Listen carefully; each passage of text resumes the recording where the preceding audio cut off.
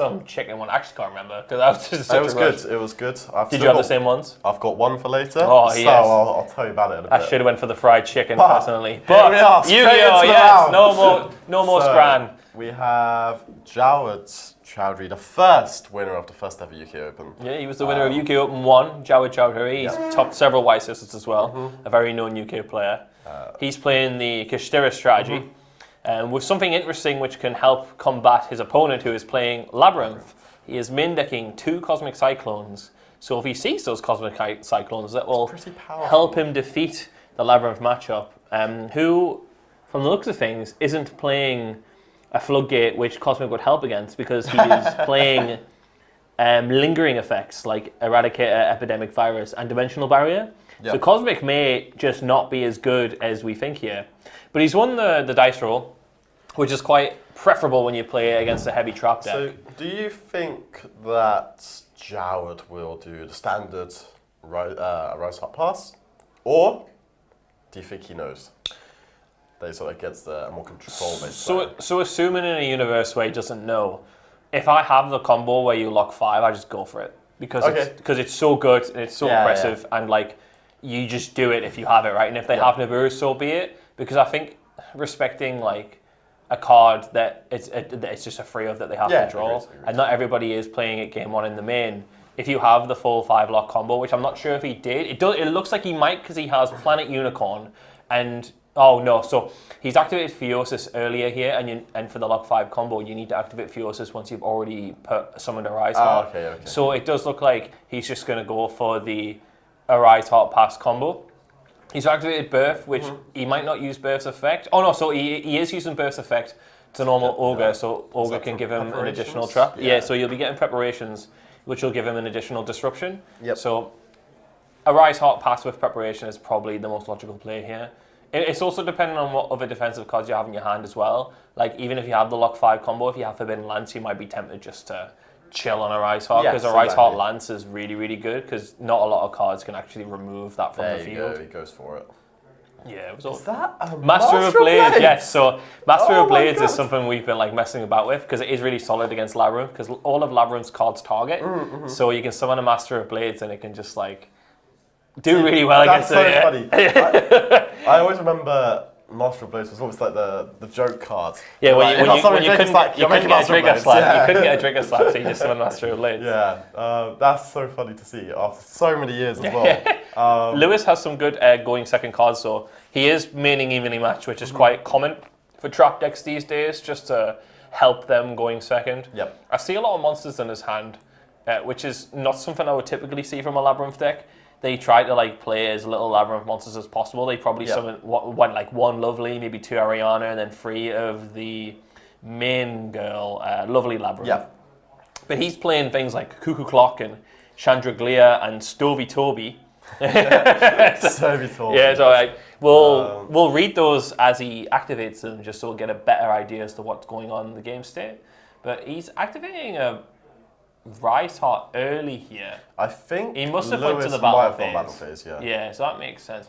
I don't know why he didn't just wait for him to activate the evenly matched. Oh, he maybe just wanted to have an attach to protect a card, and so it went to grave. Yeah. How odd. Okay. Well, so this probably respects something, but I'm not sure what it respects. I'm not sure right this second. I would assume he banishes everything face down and except preparation. Oh no, okay. He's valuing how oppressive a Rise Heart is over. I think if you're Lewis, you're pretty happy with the current situation, right? I'm really confused why he activated a Rise Heart here then, because he. You just lose your Rise Heart as an interrupt, you've lost your Rise Heart effect, and I want to see if he's playing. He is playing Link Reaver. Because if he just held it here, he would have been able to get like a free card to banish face down, one of his free cards that he just set. Yeah. So I don't really understand why he went for this line, and unless he was just going to keep the preparation. I swear I saw a backjack in Lewis's hand. A backjack? A backjack. Does he? Oh, he does play Absolute King backjack. Yeah. Okay. Maybe I just missed something. That's also entirely possible, let's be real. So Lady Labrynth can't be target right now because Lewis controls set cards? Yep. I really, really like Lady Labrynth as a card. Yeah, she's stupid. I think even if you're not playing Labyrinth cards, I think that's might even be something because they're just playing all trap decks going forward.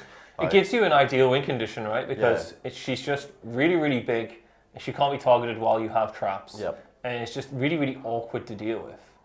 And what is that? Is that the... I think that's Arcfiend's Ghastly Glitch, which from memory, that's one of the cards from Tactical Masters, which I haven't actually seen activated. So let's get the text up for that. Yeah.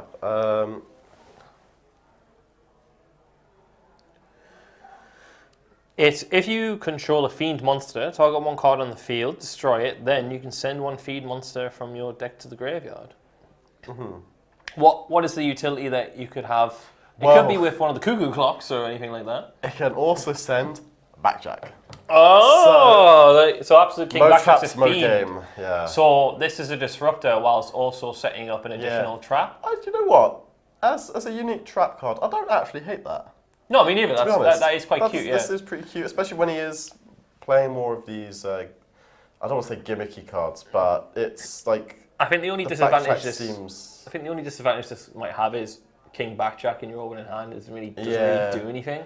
So maybe you can get away with just playing like one copy as opposed to the three that Lewis is playing. Like the idea of it though because it also helps beat the evenly matched as well, right? Because true. It just gives you an extra disruption. But you do have to control a fiend to activate that to send a card to the graveyard. Lady Labrynth can just special whenever it wants, right? Yes. So if you can just flip any as long as the trap has been activated. Yeah, so you can hold the Labrynth in your hand, which he didn't do because he's going second, but maybe going first he could have just held it. So he gets to arrange the cards in any order he wants, and then if he hit a trap, he just puts it on the top of the deck and then uses Backjack to just set it, which he's going to do immediately. Wait, what's he doing? Spanish and Backjack to set a card, right? Yeah, it just sets the... Oh dear. You can. I'm assuming you can activate at the turn. He's just going straight for Smelly. So that gets rid of the Theosis, and any player that Jawad has next is probably just in a spot of bother. Yeah. He's now locked onto that Rise Heart on field, which just isn't doing enough, really, is it? No, and any spells which are the most powerful top decks in his deck that he draws are just they're not going to do an awful lot because they're going to just go straight to the graveyard. Like you can balance your Theosis here, correct? And then you can get. Then you can add back, but then he's still sort of stuck underneath the Rise Heart. It depends. I'm assuming that Lewis would have set maybe a Welcome Labyrinth or a big Welcome Labyrinth off. Yeah, just to get his engine going again. Because he wouldn't have tributed that lady if without he did another one. Because then he wouldn't have been able to, kill the game. Yeah. Oh, I see. Yes, they're just resolving Rise Heart just to banish those cards. Then I guess he just adds back. I mean, he could have been a little bit greedy here, right? He could have banished the Birth this turn, and if the Rise Heart doesn't get cleared, then he can banish Theosis to add Birth back. I think that's something maybe I would have considered, even though there is a very high chance your Rise Heart does get cleared, but if he doesn't want to clear away because he knows there's a Fenrir in hand now, that's something you can consider, right? It is looking bleak if he does have a Welcome Labyrinth, but I would assume he would have flipped it then and then, but he hasn't, unless he's waiting for some reason. Maybe he just doesn't, and he just valued the time that Eradicator can just give him. He just normals a Backjack, okay, and so he does have I can't tell if that's Welcome or Big Welcome. Big Welcome, yeah. Big Welcome, okay.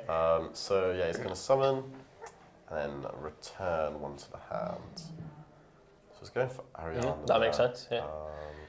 Gets another Big Welcome, I'd guess. Or just probably a Welcome at that point, right?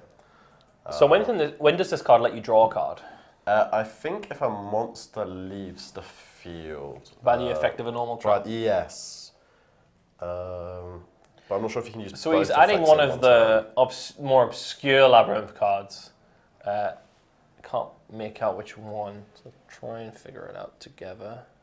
I think that's Chandriglia. So you can send it from the hand or field to the graveyard. Discard one card, so that's the Backjack. Set a Labyrinth spell or trap from your hand or deck. If it wants to be filled by a normal trap fix while it's in the graveyard, add it back to hand. It's No, not. that's cute. It has some decent synergy with backcheck. I'm still not massively convinced if I would play this variant, but if I'm prepared to be amazed. Yes, is what I'm saying. I'm prepared to be. So he's going to clear it there. I'm not sure if I agree with attacking over the Rise Hot. I'm not sure either, because he knows he has Unicorn Fenrir. Yeah. Which can be really problematic because he can just go, oh, goodbye, Boogamoon. Gone. Unfortunately, he can't even activate it because it's just destroyed as it checks the draw. Yeah, exactly. So he can. The most obvious play is Unicorn, get Birth, normal Fenrir, and that gets him out of this pickle, assuming those cards resolve. But they probably won't because he's got 4-step back row, about to be a 5th. And pretty strong there. Yes. So you're in a position now where you're just getting to this point where I think he's got too many cards. Yeah, in my opinion, it's just even if Jawed can establish a big monster and just keep swinging, the second he gets a big lady on the field, he just can't do anything. It's just too much. I just think it's just the eternal issue with the Labrynth deck, or even against it. It's like the second they get started on the field, you're not winning. I think you just get to the point where they start outgrinding you every single turn. They get more and more of these trap cards that are just going to remove your options, and they're just 3,000.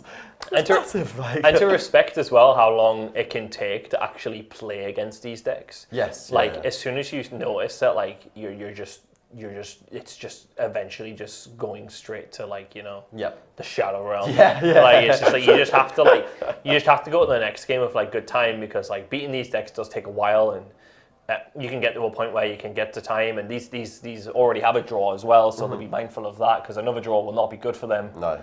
It'll be the equivalent of a loss when you draft as many draws, so not ideal for either party. So I think Jawed has just accepted that the card advantage is too high. Lewis has taken game one here, despite going second, so I guess it goes to showing that maining evenly matched in each trap decks is proving to be extremely effective, and it's starting to make a lot more sense. When you actually see it in action. Yes, I agreed.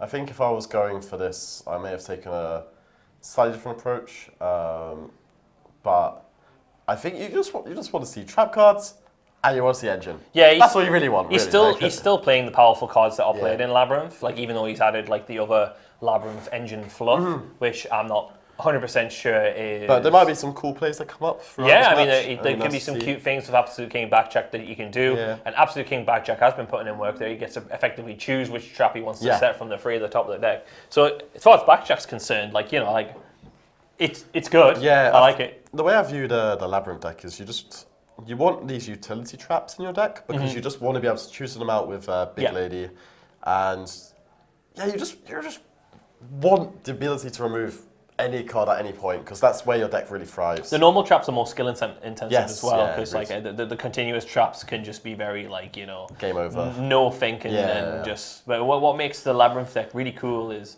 you have to use your normal traps in the right way to interact with your opponent, which makes the deck quite cool. So post side, do you think Jawed's going to go first or second? So I was about to ask you that. I think it's a really interesting thing to consider, because you have cards that are higher impact when you go second. What I've been experimenting with Kashtira has been going second, is just putting in things like Evenly Matched, Hobby Turtles, the Lightning Storm, Cosmic, because I just feel like if you just let them just do their thing and just set 5 pass, and you just get rid of all that with one card, it's just smooth sailing, and you're eventually just going to win. Especially because there's cards like Sphere Mode in the side, potentially Lava Golems. All of these cards that add up to a point where you also counter the random garbage that they can play, and also simultaneously, if you make them start and they put in something like Gamma Seal in their in their main deck, that means it's just one less card. So there's less to deal with. So even if you don't draw any of the blowout cards, you're effectively playing through less of the trap cards. I personally, I'd agree with this majority of the time.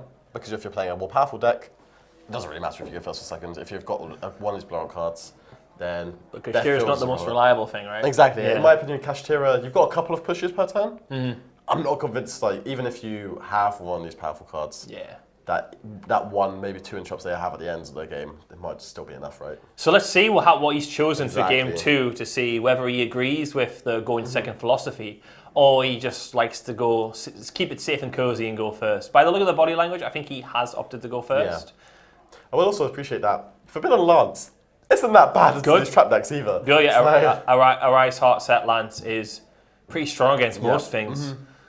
To be honest, it just means that Oh no, he has made him start. Oh, okay. So that's the Cuckoo Clock, I believe. Let's have a little peek at what the Cuckoo Clock does.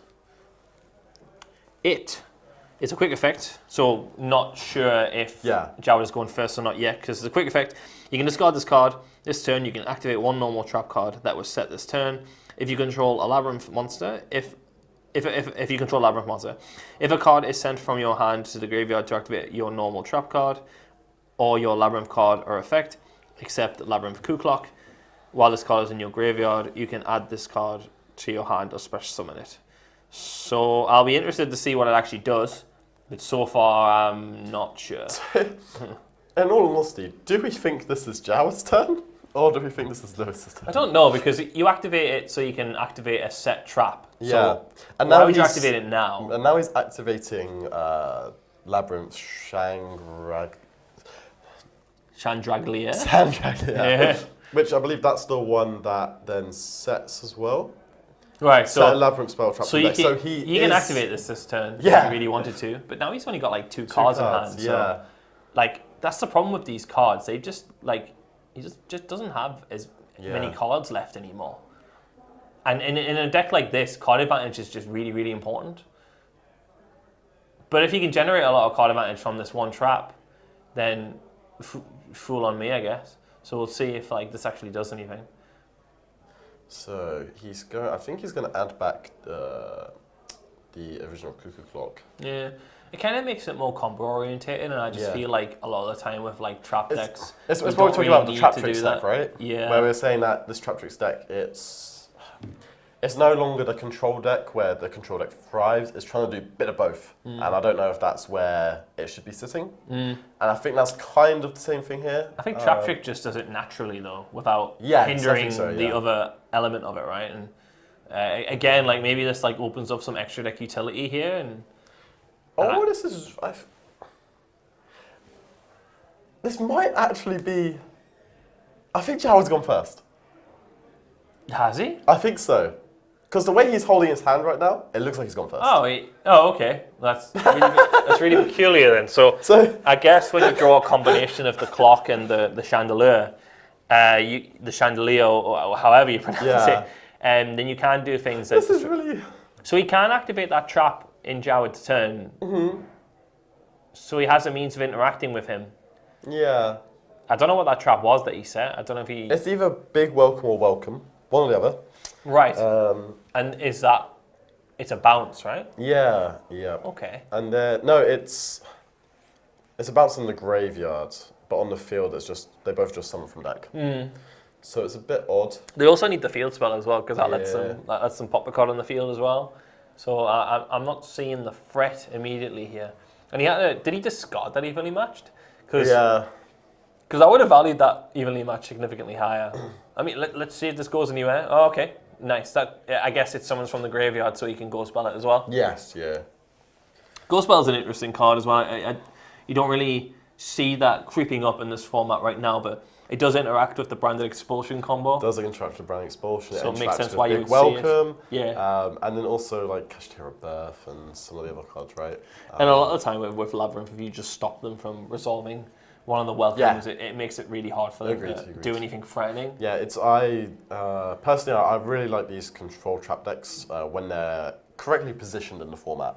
But I think the issue I have with this as a trap deck is you need your trap card that initial one trap card to resolve, and either being big welcome or welcome. And if it doesn't, then you're just never getting to engine. Yeah. And it's a bit of a unique one. And he's lost a lot of cards here as well, whereas Jowd hasn't really had to. He hasn't done anything yet. And he can just generate a lot of card advantage. The only plus side is that if he's got the big lady on board or on field, sorry. We're not having a cheese board here. No, we're having a cheese field. Cheese field. When it comes back to Lewis's turn, he can use that to return the Rise Heart to hand. But then again, It's only one does have effect. Forbidden Lance. It's just one effect So, per turn, right? Yeah. Other one, yeah. He does have Forbidden Lance, does he? He does have Forbidden Lance. I don't think that's like super important right now because he just has 2 monsters that like he doesn't really care about because Lady Labrynth at the moment is not at its full power because there is no set trap, so it can be targeted and it's effectively just a big vanilla right now. And you can use the field spell to pop it as well, which I think what he's going for. He's probably thinking there's just no way there's just no way he's got a Nibiru in his hand because he wouldn't have done all this if he had a Nibiru. Like he just would have just held it. So he's just gonna activate Shingira to block one of the zones. Doesn't really matter at this point. He's just generating card advantage. Then he's gonna use Planet just to get rid of that lady and just put it in the graveyard. And then, like, I don't think he needs to do an awful lot to be honest. Just get rid of her. Like she's just massive. She's just tell her to go away. Yeah.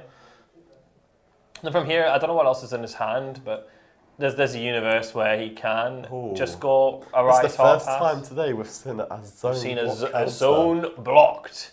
There we go. That one. He doesn't like that one. Just in case he's got no pendulums. No pendulums. No. Do you reckon he'll go for the other zone next? Logically speaking, I think he has to. He could go for a Diabolosis play just to get rid of more resources in his extra deck.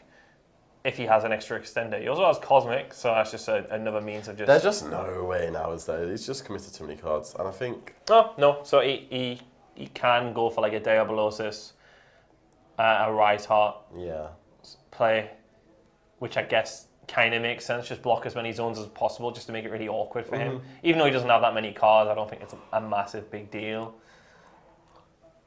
So... Like, assuming that card on the field doesn't do anything on his opponent's side of the field, he can set a maximum of 2 cards. So I don't see why he's really worried. Because he's got Cosmic too. If you go set 2, your Rise Heart banish 1 and Cosmic the other. Okay. I mean, if he can get enough cards underneath that Rise Heart, I guess it doesn't matter. Well, right? Or would have. Shengira would trigger, yes, but he didn't activate it. It's not he wanted to let him be able to pendulum summon, or at least try a little bit. Because Cosmic can get at least 1 material underneath it, and then I think here you would probably get Unicorn. I'd say. What is he? Why is he in his deck?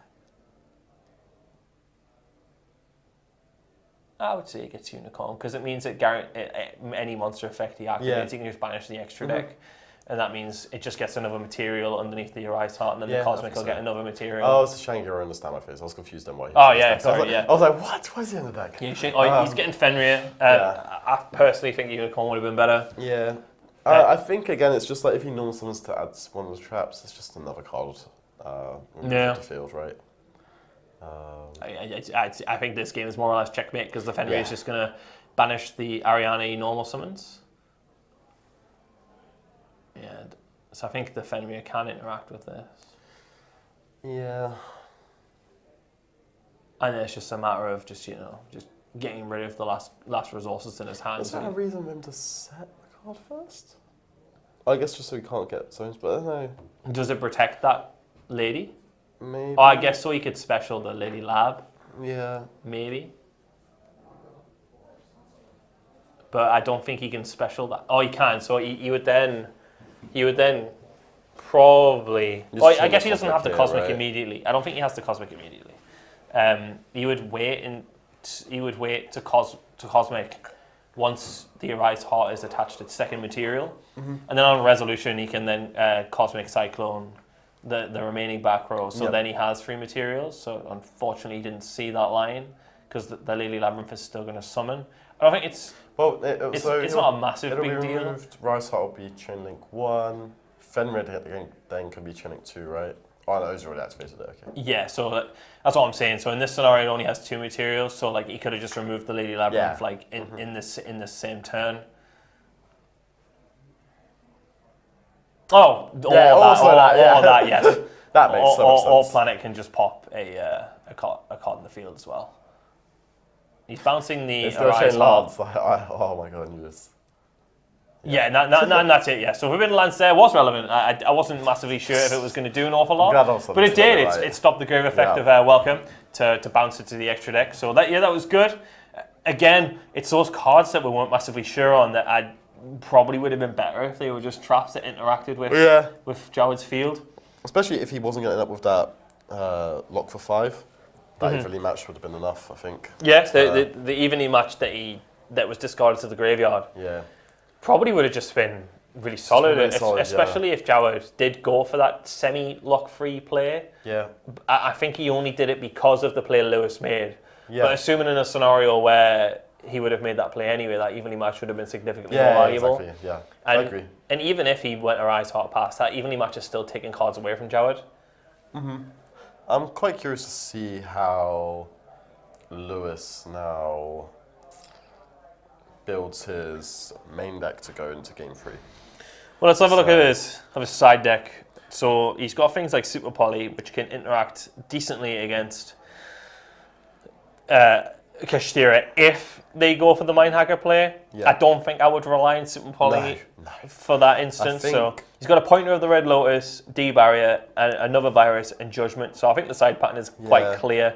He just puts in those 6 copies of the cards and then just hope he gets his unfair win conditions. Yeah, I'm curious to see if he takes out the Labrynth, well, the non-traditional Labrynth names maybe. I think, I think for me, I would definitely take out Evenly and the Evenly for definitely, the non-traditional Labrynth names, because that means your prosperities are just going to be very powerful. It's just going to be very ridiculous because he's already got he's going to have 2 copies of Eradicator in the main, he's going to have 3 copies of Barrier in the main, and 3 Judgment. So if he can get a combination of Judgment, you just want to see any one of those cards really, or any combination of them. Barrier isn't absolutely unreal against Kashtira, but it does stop them from I think it's going most powerful once they commit to an XYZ instead of once they have the monsters on board, because they're 2,500, they're massive. Huge, if they overlay into a Shangira and then but so, I kind of feel like I just don't want to get them on that bit, because if you leave a Shangira on their field, they are going to summon in the next standby phase. I agree. Barrier is just kind of weirdly placed against Kashtira just because their monsters are just oppressive enough. I think you just need it for everything else though, right? Yeah, agreed. Yeah, against Branded, it's it's a win condition. It is. Branded can't really function without being able to fusion summon. Game 3. So we're getting stuck into game 3 here. I think it's safe to assume the Labyrinth player will start because of the vast amount of win conditions that it has. Oh, he didn't start. Did he start game 1? No. He did. No, Jawad started game 1. Yeah. Prosperity for 6. Do you think he ashes it? I think you have to actually get 3. You can't let him dig for his the side cards, right? Unfair win conditions. Do you think game 1, if you know it's Labrynth? I think you would, yeah. You still ash I think in general, because Prosperity's played in a lot of decks that can just brick if they don't see their win conditions. So if you ash Prosperity when they're playing Kashtira, a lot of the time they just can't do anything because they need that to resolve. So I think it's a little weird now because he's got a D barrier, a Lancia, and a backjack. So that set card could be really powerful. We're not sure yet because we didn't see what it was. It could be D barrier, but which wouldn't be that good in this situation. Eradicator would be mental, but if he had a means of tributing, would be crazy because the amount of spells that he has in his hand. It does look like that. Jawad's in a strong position here, just suffocating the Labyrinth player with his defensive cards. So do you think he should have activated the Lancia in the standby phase just to play around cards like Prosperity? Or maybe even Desires if he plays it? Yeah, I don't think there's any reason why you would hold the Lancia, because you're not really letting them commit into a play that would otherwise ruin them. Exactly. Because they're already naturally making that play anyway. And also, once they put a monster on the field, i.e. Unicorn or Fenrir, and you activate Lancia, you're just giving them something extra. That bonus text, right? Yeah. So, right now, as soon as he drops this Lancia, he's just going to rip a card from the extra deck for no reason. Not that it really matters too much against Labyrinth, but it's still just one extra thing that you just don't want them to have. Something for punishment, maybe. Something like that could be a big factor. Maybe he's just worried that he's in such a bad position that he needs to forced him to make a mistake and drop the Yeah, Labrynth that makes down, sense. That makes sense. which is also quite reasonable. But now I think he was definitely forced to drop the Lancia here because now this Fenrir is just going to get rid of that Lady Labrynth. Oh wait, no, I'm wrong. Everything I just said there was wrong because once he Lancias, he can't activate Unicorn or Fenrir. So that's true. That is. I'm dumb. So I guess the only thing that you would want to respect is triple tactic talents. Yeah. But I don't think that's something that you would keep in against Labrynth. Yeah, I think it gets a little bit weird now because if he adds Scareclaw Kashtira, yeah, it's quick effect. it just nullifies it, right? But, yeah. On the Fenrir effect, it was probably the best time to drop it. Yeah, it's agreed. Yeah, but then again, you can also argue you want to try and force them into a Rise Heart play. Yeah. Which is what is the current plan here. I think that's where it's going to go, personally. But it's Lewis. Even when the Lancia gets dropped, like Jawed is still like generating a lot of card advantage. He can do things like if he gets Lancia'd once he attacks over the field, he can just overlay into Shangira. Then that Labrynth is gonna pop the last card in his field as well. So I think. What do you think is going to happen here? So he's going to attack. Do you think he's just going to go for that Rise Heart pass? I'm surprised he didn't activate the effective Unicorn there. Yeah, so am I. Unless he was trying to play around something like Solemn Strike. No, I think you just forgot. Well, let's assume you want to play around Solemn Strike. Yeah, he's playing around Solemn Strike, of course. So he's probably going to summon the Rise Heart and maybe look to make a. No, by that hand motion. Ooh. It's not the end of the world. I might be a little bit ignorant here. I think I'd have held it. Held the Lancia? Held the Lancia. Because I don't know. Because I feel, in my opinion, the way Jawed went to make a play there, it felt like he was going to make a Shangira first. And you think he might? You think he won't make Shangira now? Yeah, I think he might. I don't know what he's going to do now, but I guess he will just make Shangira. I think he still do it. That's what you do now. Because Planet's going to hit his last back row, which forces it anyway. And I guess it just gets him a follow up for next turn. I guess he was just respecting draws, so he didn't want to activate that immediately. Yeah, definitely. Again, not completely unreasonable. No, I respect it. Yeah, I think the obvious thing to do here is just like Shangira and just pass, because then the Shangira can special either Fenrir or Unicorn, and then the Planet will just hit the last card. Oh, he's got Birth too, so like I guess any power spells it just deals with that as well. You can arguably, very arguably. Now I know Jawed went second, but you can very arguably not pop this back row with Planet, and sort of use it as a means of like guaranteed there's no evenly matched to like just play around your opponent potentially just siding. I think I would ignore that just because it's obviously game 3. Going first for the Labrynth player. Yeah, I feel like you just wouldn't expect it. Even if you got even lead in this position, I don't think it would be the end of the world anyway. No, I still think if he just keeps the Shangira, right? Yeah, you just get rid of his cards for sure. And he's got another field spell next turn just to like get even more. Yeah, like even if he worst case scenario destroyed that back row and then got even lead, I don't think you'd care. I think. And if he activates Prosperity as well, the Birth deals with that as well by just banishing any resources he has in his grip. So he drew a pointer.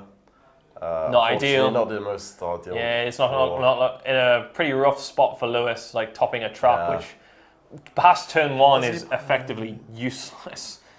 I was curious if he played Relinquished Anima in his extra deck. Because I do see the backtrack there. He just bounced that Rise Heart. Take that.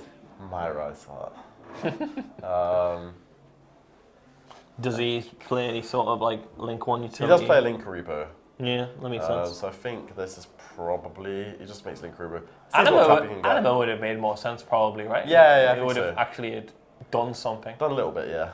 Cheeky little bit. Well, that Link Karibo is going to get banished face down, and then Shangira is going to trigger, and then the field spell is going to pop. Can Fenrir hit back row? It can, right?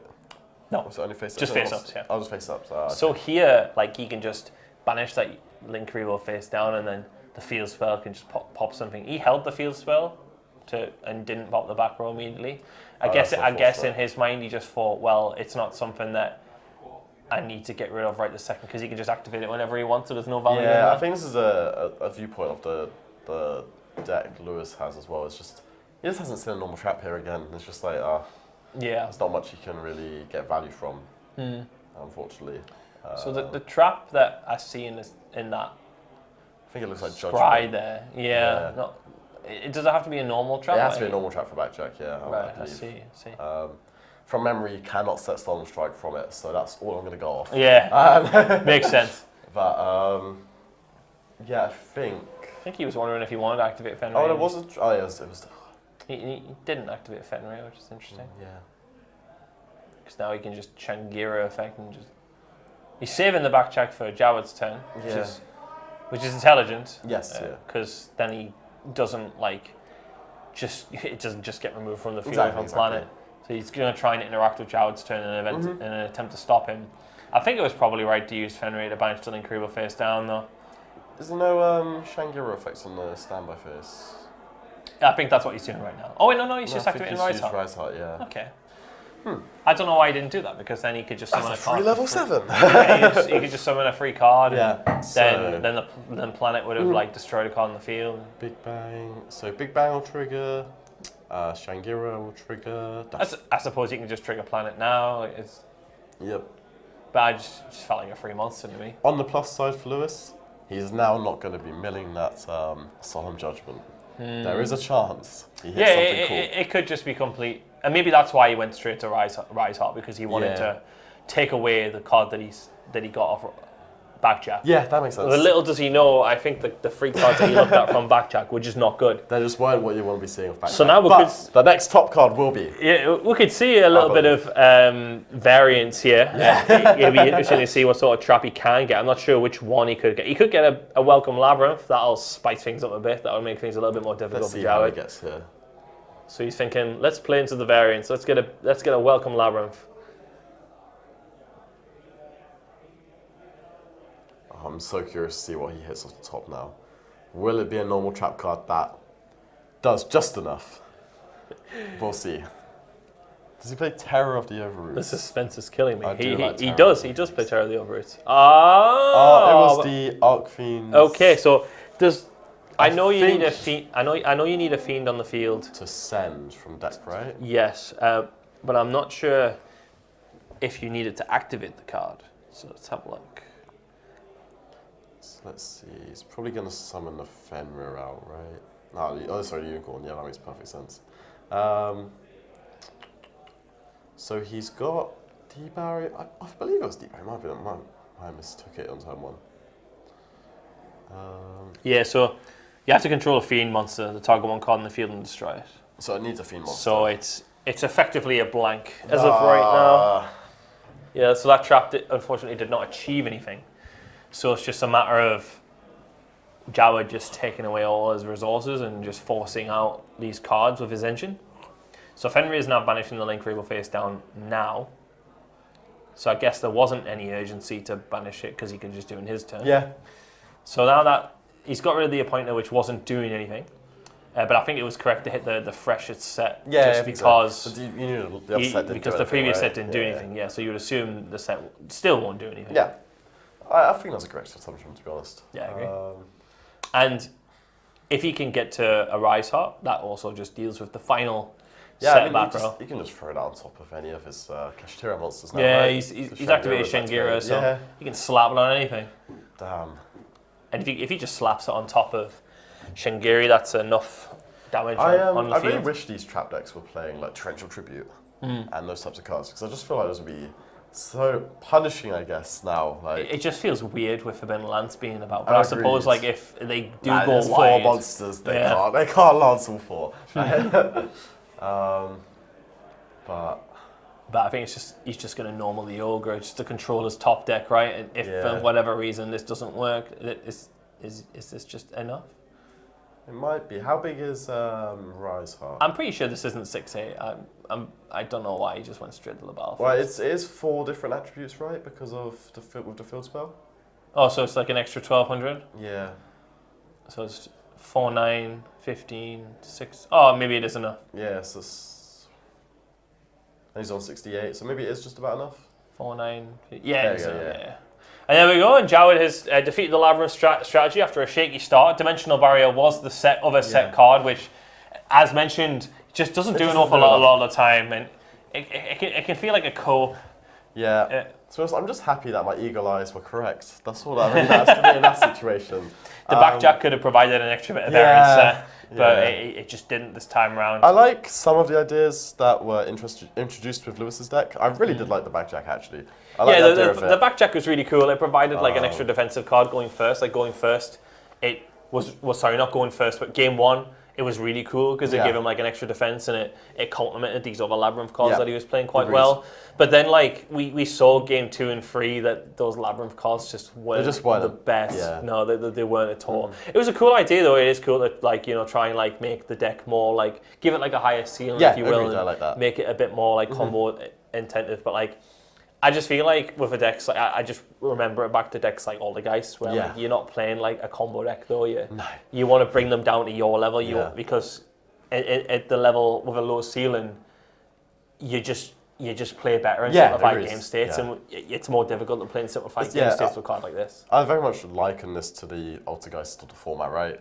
Altergeist turn 1, somewhat slow.